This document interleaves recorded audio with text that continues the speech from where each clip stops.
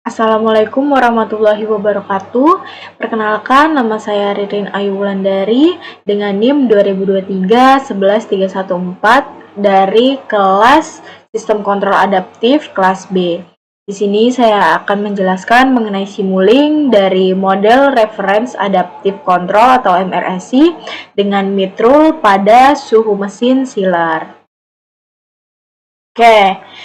What's problem atau permasalahan? Dalam proses pengemasan produk, penggunaan mesin sealer sering menghadapi berbagai tantangan yang mempengaruhi kualitas hasil penyegelan.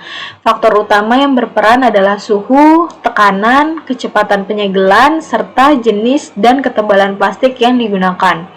Suhu mesin sealer sangat menentukan hasil akhir. Suhu yang terlalu tinggi dapat menyebabkan bahan terbakar atau lengket, sedangkan suhu yang terlalu rendah membuat sambungan tidak rapat. Tekanan yang tidak sesuai juga berdampak besar. Tekanan rendah menyebabkan plastik tidak terikat sempurna, sementara tekanan terlalu tinggi dapat merobek bahan. Selain itu, ketebalan dan jenis plastik yang tidak sesuai dengan pengaturan mesin dapat menimbulkan hasil penyegelan yang tidak maksimal. Ketidaksempurnaan dalam proses ini dapat menyebabkan kebocoran, kontaminasi, dan kerusakan produk yang mengurangi kualitas dan daya tahan kemasan. Nah, untuk solusi dari permasalahan tersebut, itu dalam pengaturan suhu, model Reference Adaptive Control atau MRAC merupakan salah satu yang dapat digunakan pada mesin sealer. MRAC sendiri memiliki beberapa keuntungan dibandingkan metode kendali konvensional PID controller, Liquid controller, atau State Feedback controller. Sistem kendali adaptif tergolong sistem yang cocok dalam lingkungan sistem yang mengandung ketidaklinearan.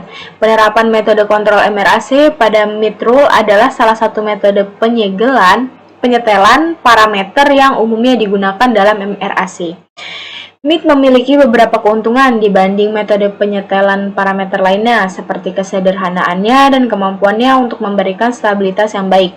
Mid rule atau Massachusetts Institute of Technology Rule dirancang untuk meminimalkan perbedaan antara keluaran sistem aktual dan keluaran model referensi.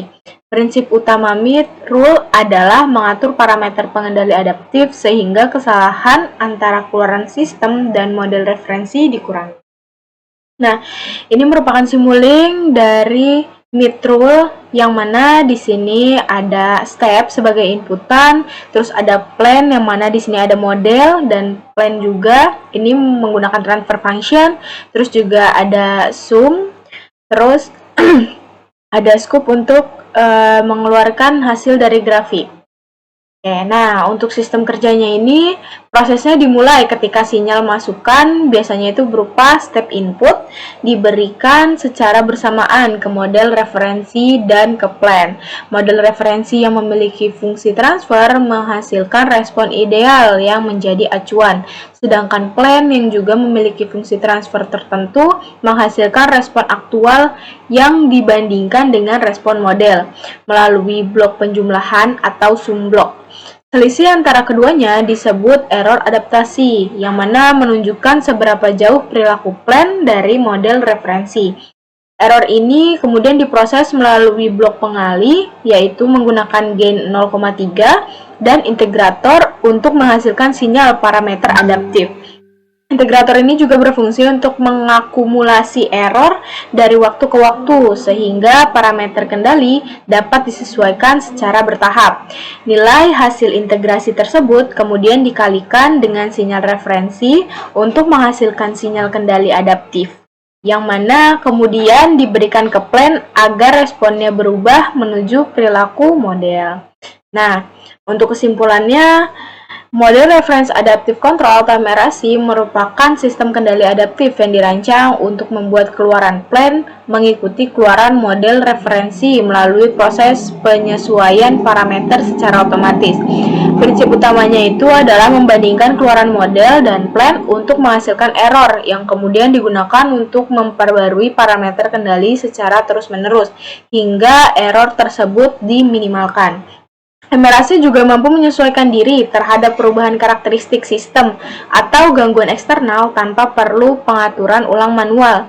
Dengan demikian, sistem ini dapat menjaga kestabilan dan kinerja kendali yang optimal meskipun terjadi ketidakpastian pada plan, sehingga lebih fleksibel dan andal dibandingkan metode kendali konvensional lainnya.